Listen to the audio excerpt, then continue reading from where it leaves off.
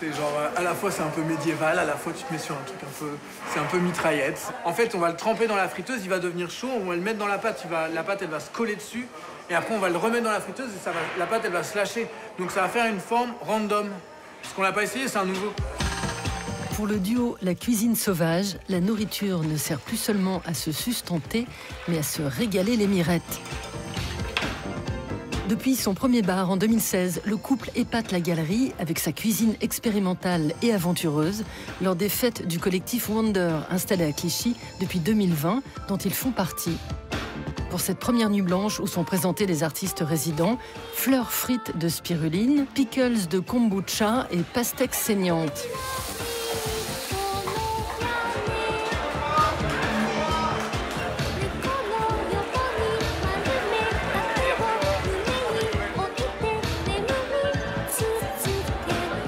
Histoire de se compliquer la vie, le tandem transforme des pièces automobiles en outils de cuisson. Il utilise ainsi des moteurs de voiture pour rôtir à la broche et rend même le barbecue artistique. Comme avec cet agneau grillé sur gyroscope octogonal, en collaboration avec le plasticien Thomas Torlet. On a toujours joué avec la bouffe, hein, quand j'étais petite, quoi. On essaie de pas trop gâcher quand même. Ouais, mais on l'a mangé, hein. Enfin, voilà. On pouvait s'en jeter plein de la gueule, on l'a mangé quand même, finalement. Et un jour, il y avait... Ma mère, elle était en train de faire avec un bol et une cuillère, elle préparait une mixture blanche. Et j'étais sûr que c'était de la crème fraîche. Et je dis, maman, je veux goûter, fais-moi goûter, je veux une cuillère. Et en fait, c'était du plâtre. Elle m'a donné une cuillère de ça et c'était aussi assez drôle. Et je pense que ça a aussi ouvert mon esprit sur l'idée de la nourriture, de à quoi ça ressemble, quel goût ça a, enfin, toute cette espèce de délire. Quand ils ne sont pas au fourneau, Mathilde, 29 ans, est peintre dans un atelier de décor et Louis d'Anjou, alias Gros Loup, 36 ans, est tatoueur. Pour trouver l'inspiration, le couple fait des voyages culinaires dans le monde entier. En 2018, à l'occasion de l'événement Frégou de leur collectif, Gros Loup crée une fresque comestible en pain coloré cuit au feu de bois. L'œuvre d'art éphémère finit dévorée par les rats dans leur cave, faute de succès pendant la fête.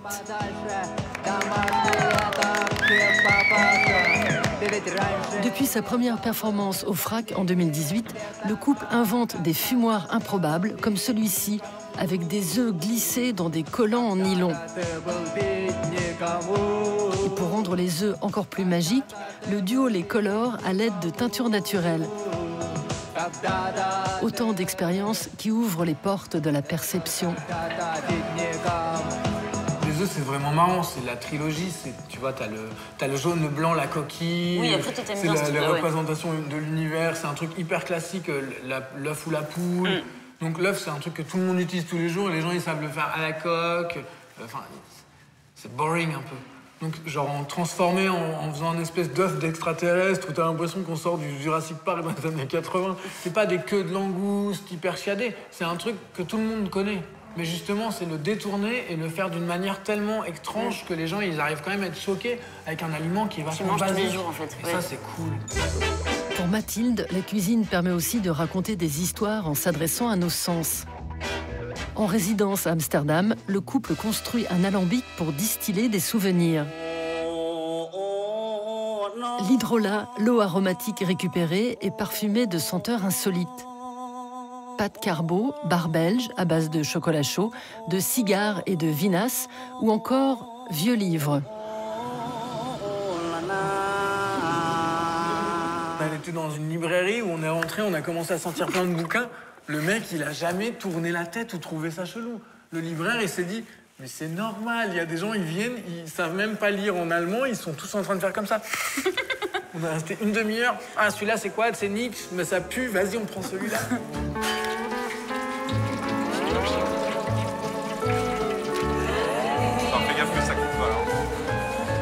Il y a 3 ans, le duo collabore avec son coloc François Dufeil qui crée des sculptures-outils aux usages divers.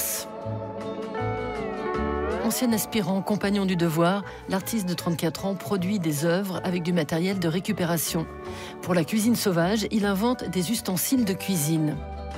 Après avoir créé une brouette friteuse de churros lors d'une exposition, François détourne une machine à boudin pour préparer une partie du dîner sur une base de cream cheese au paprika et de charbon. La sculpture devient un prétexte à une rencontre entre deux pratiques qui n'étaient pas...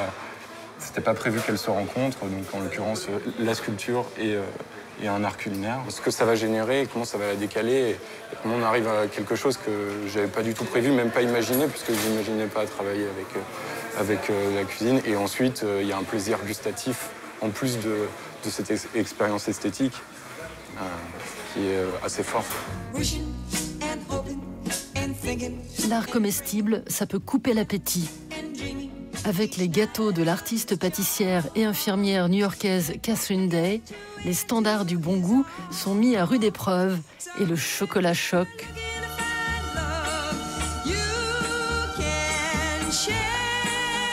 Quant aux youtubeuses adeptes d'ASMR, elles redoublent d'imagination pour inventer de nouveaux mets.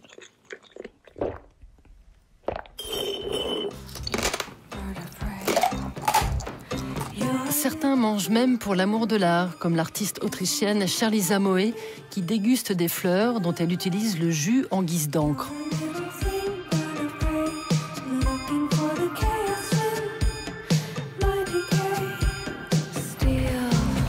Aujourd'hui, l'artiste Lei Saito fait ses emplettes au marché d'Aligre à Paris. Des mini pommes. Vous voulez les petites, c'est ça? Oui. Comme ça?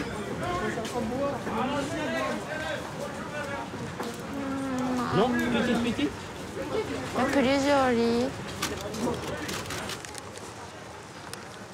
C'est joli. Je me dis que ça pourrait faire un petit paysage sur une planète comme paysage lunaire. En 2016, l'artiste japonaise Lei Saito invente carrément des paysages comestibles, à la fois beaux, délicieux et métaphoriques. Pour donner du sens à la nourriture, l'épicurienne s'inspire de mythologie grecque, d'histoire de l'art et de pataphysique. Pour l'inauguration du Centre Pompidou de Shanghai ou à la Biennale de Venise, elle invite le public à faire partie de ses performances en dégustant ses œuvres. À Londres, pour ce paysage intitulé Équinoxe d'automne, représentant une forêt, l'artiste s'inspire d'une fête païenne. C'est la célébration du quotidien, que les choses insignifiantes peuvent être un peu merveilleuses, je pense. C'est un peu ça la démarche.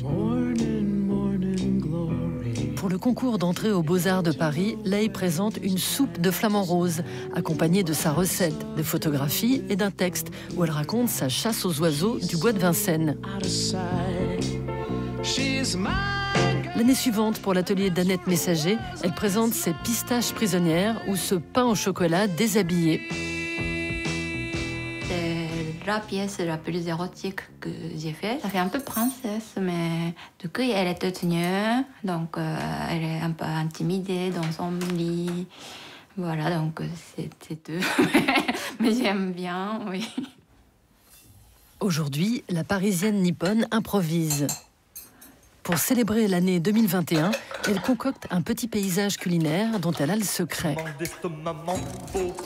L'artiste envisage de sortir un livre de recettes de cuisine existentielle pour apprendre à concevoir des banquets oniriques à la maison.